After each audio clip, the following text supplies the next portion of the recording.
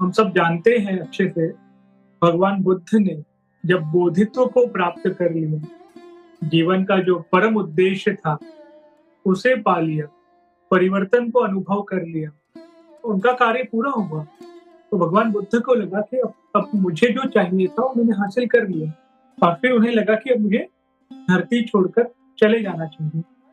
तब कई divine being आए और भगवान बुद्ध को आग्रह किया, निवेदन किया कि आपने जो अनुभव किया है, आपने जो बोधित्व को प्राप्त किया है, परिवर्तन को अनुभव किया है, वो आप दूसरों में बाँटें, औरों को वहाँ तक ले जाने में सहायक बनें, अपने इस अनुभव को औरों तक पहुँचाएँ।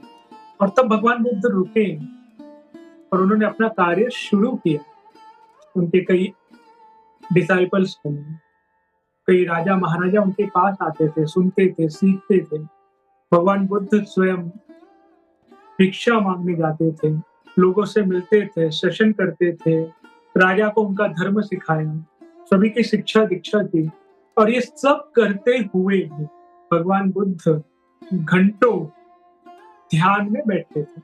बोधित्व प्राप्त करने के बाद भी भगवान बुद्ध निरंतर रोज ध्यान में बैठते थे।